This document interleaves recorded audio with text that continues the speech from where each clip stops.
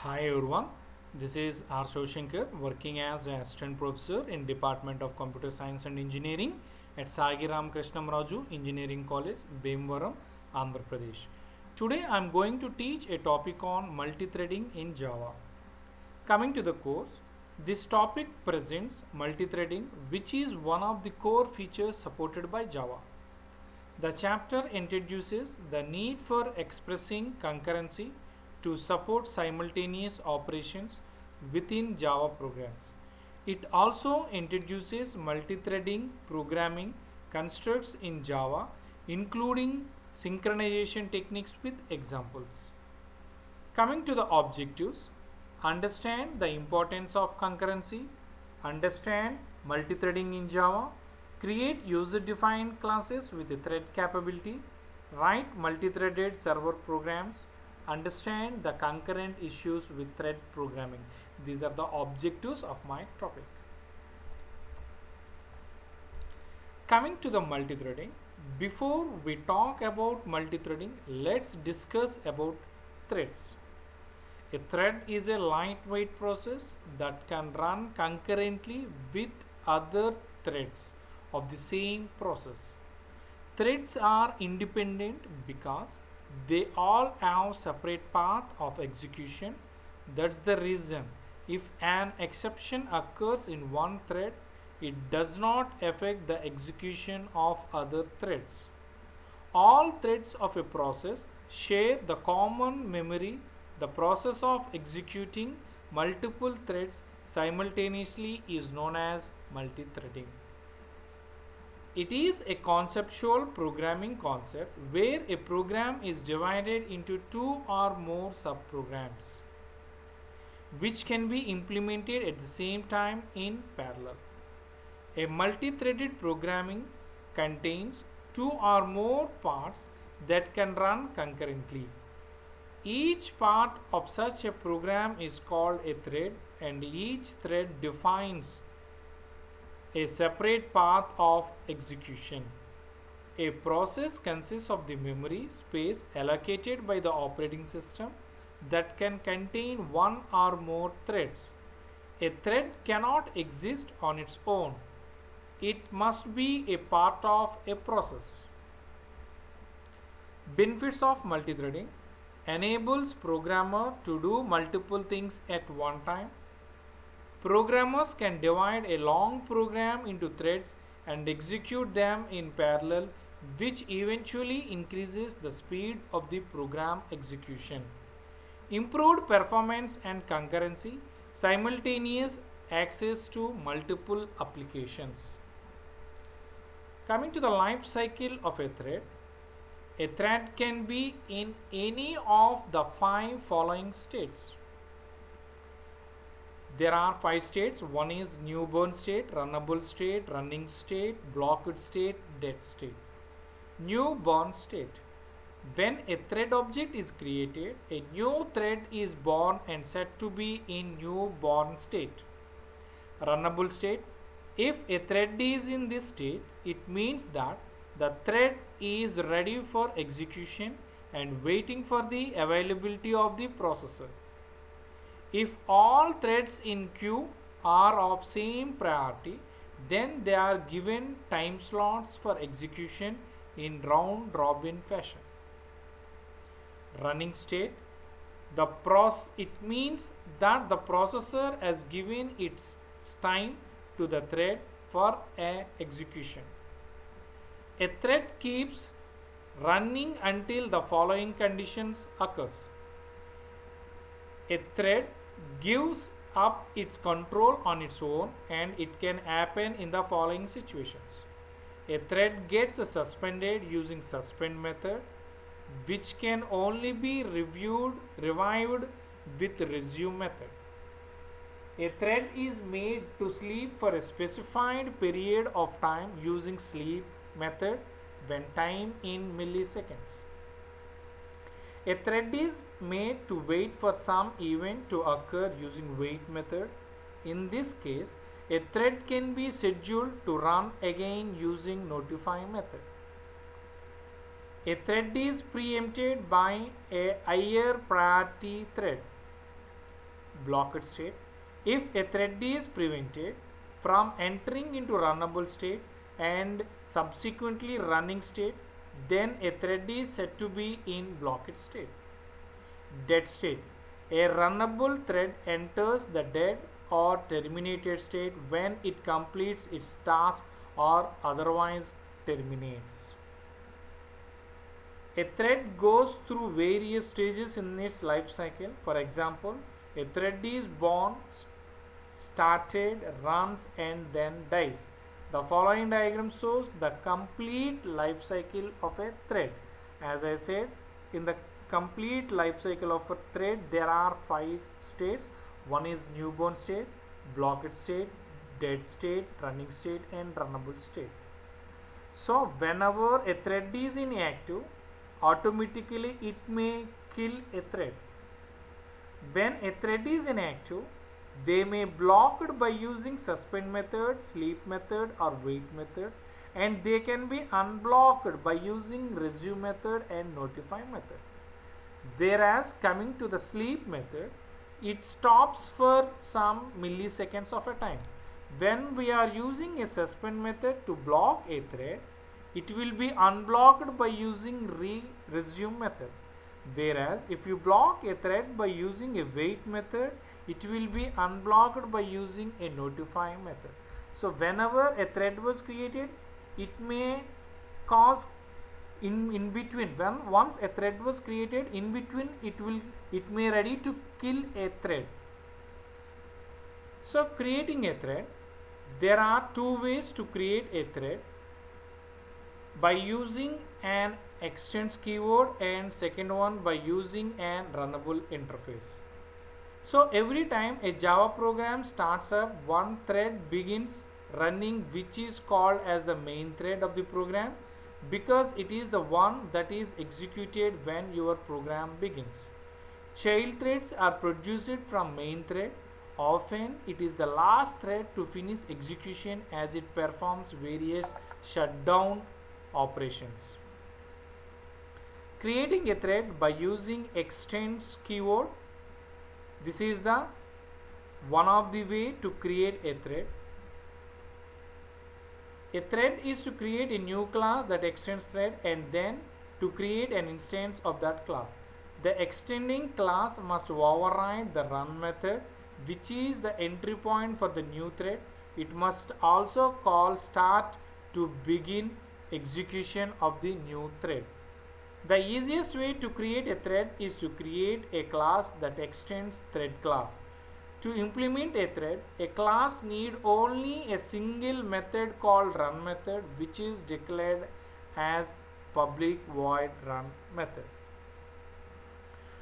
We will define the code that constitutes the new thread inside run method. It is important to understand the run method can call other methods, use other classes, and declare variables just like the main thread can. Here, thread object is an object of a class which extends a thread class, and the name of the new thread is specified by thread name. After the new thread is created, it will not start running until you call its start method, which is declared within thread. The start method is shown here, void start method, where the start method will run by using thread class object only. The syntax to invoke start method is by using thread object dot start method. So this is an example to create an thread by using extends keyword. So here thread is a predefined class which can be created by using extends keyword. So initially I am taking class T2. So once if you want to run a thread, we have to write any code in public void run method. So to run a thread, I have to create an object to the T2. So T2 space obj1. obj1 is an object to the class T2. This object was created by using a new operator. So to run a thread, we have to use a start method by using a thread object. So obj1 dot start method.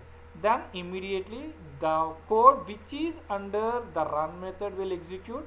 Obviously the output will be thread is running. Coming to the thread methods, there are several methods in multithreading. First one is public void start.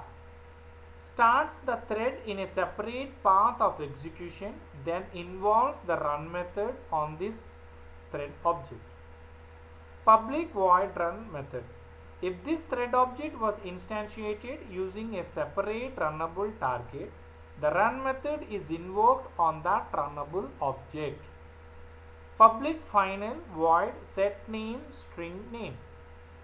Changes the name of the thread object. There is also a get name method for retrieving the name. Public final void set priority int priority. Sets the priority of this thread object. The possible values are between 1 and 10. Public final void set daemon boolean on. A parameter of true denotes this thread as a daemon thread. Public final void join long milliseconds. The current thread invokes this method on a second thread, causing the current thread to block until the second thread terminates or the specified number of milliseconds passes. Public void interrupt interrupts this thread, causing it to continue execution if it was blocked for any reason. Public final boolean is alive. Returns true if the thread is alive, which is any time after the thread had been started but before it runs to completion. Can we start a thread twice? No. If a thread is started, it can never be started again. If you do so, an illegal thread state exception is thrown. Example is shown below, in which a same thread is coded to start again. Next slide. So coming to the example, if you see here, we are taking a class T2 and we are extending a thread by using extends keyword. Here if you observe, we are created an object to the T2. Here we are writing object1 dot start, object1 dot start. We are starting a thread twice. Then what will happen? As you can see, two statements to start a same thread is written in the code, which will not give error during compilation.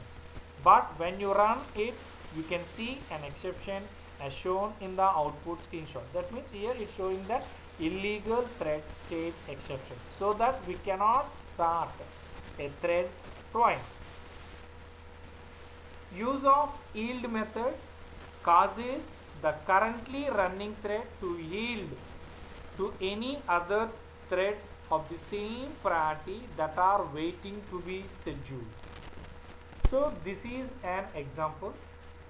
If you see here, I am taking two classes, class A and class B, which is extended by using a thread class. To run this particular class A thread, we are writing public void run method. Here I have written a loop for loop. For int I is equal to 1, I less than or equal to 5. That means if the condition is true, it will run until I less than or equal to 5. So here we are returning a code. If I is equal to 2, we have to yield. When if I equal to 2, we have to use a yield method. That means here condition is checked, and when I is equal to 2, yield method is invoked, taking control to thread B. That means after I is equal to 2 occurred, it will stop executing from this class and it will jump into the class B, and it will start from starting j is equal to 1 to j less than or equal to 5.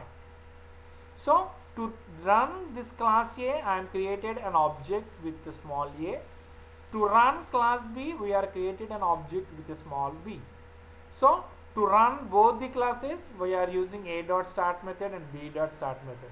If you see here, initially if I is equal to 1, directly it prints a is equal to 1. When I is equal to 2 in class A, immediately it stopped executing and it jumps into the class B automatically.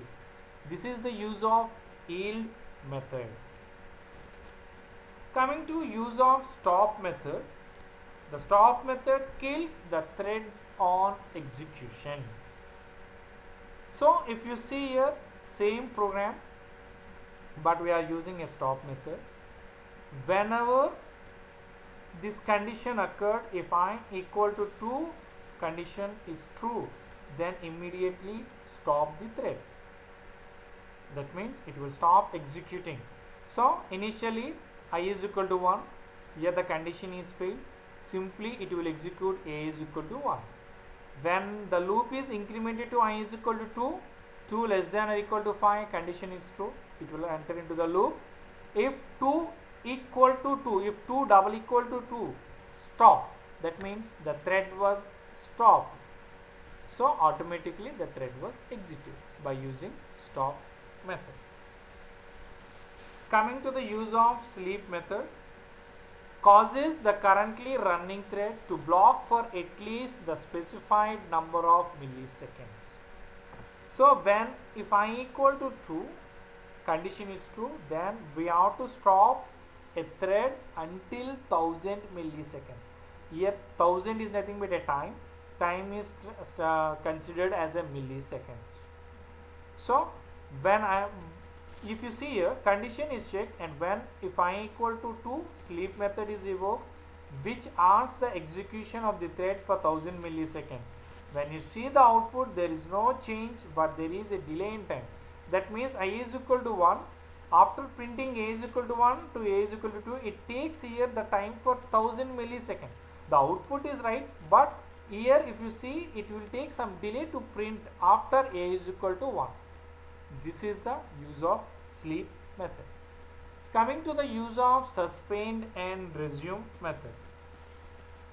A suspended thread can be revived by using the resume method.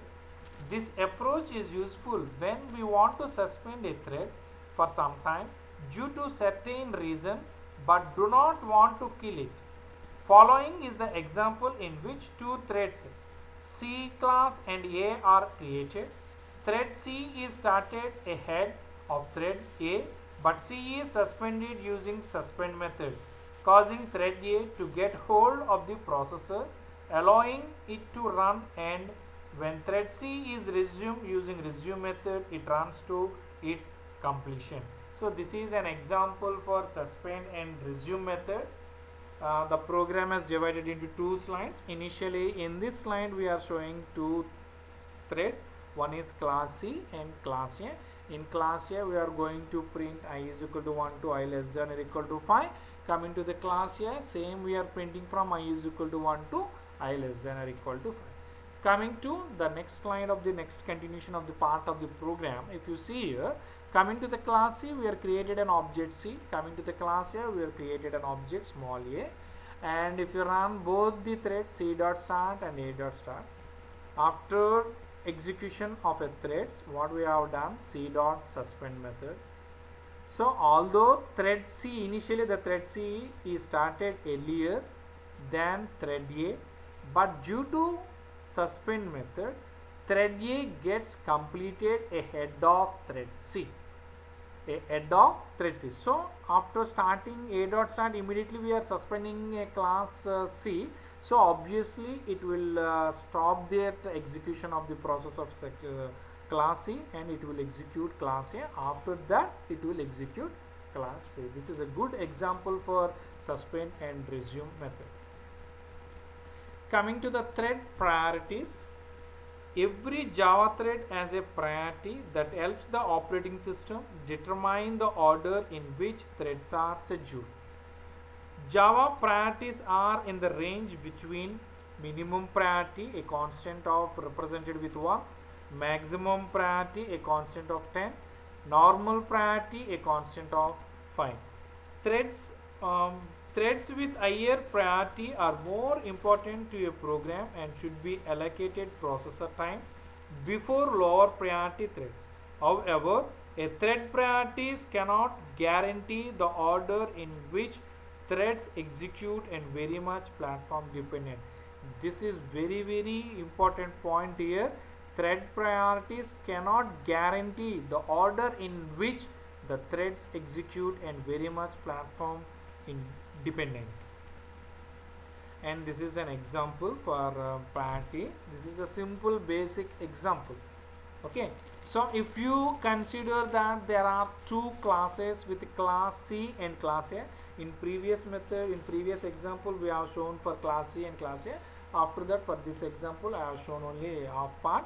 So coming to this part, we are created class C and class A in previous examples. Coming to the class C, we are created an object as a C, and coming to the class A, we are created an object as A. So initially I have a confusion which thread I have to start initially. That's why what we are using, there are two methods in thread priorities. They are set priority and get priority method. Set priority method is used to set a priority to a thread. Get priority is a method which gives the value of the particular thread. That means what is the value of the thread contains of a priority. That is the main purpose of using set priority method and get priority method. So initially coming to this example, A dot set priority in brackets I have written 10. 10 stands for a maximum priority, whereas 1 stands for as a minimum priority.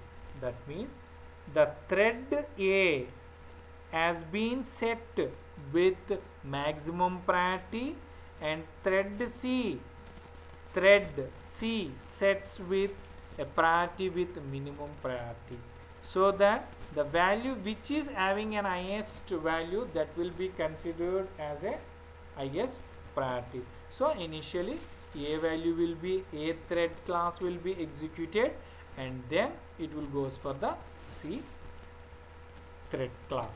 But I am saying that there is no guarantee, the thread priorities cannot guarantee the order in which threads execute. That is the main important point while executing a multi-threading in priorities. Coming to use of is alive and join method. The java.lang.thread is alive method tests if this thread is alive or not. A thread is alive if has been started and has not yet died. Following is the declaration for java.lang.thread is alive method. Public, final, boolean is alive. This method returns true if this thread is alive. If the thread is dead, it will represent it with a false. Join method waits for a thread to die.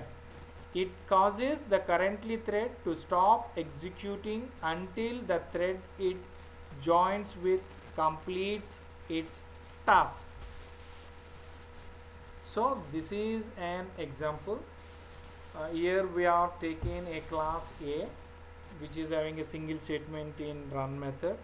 At this point thread A is alive, so the value gets is printed by is alive method is true.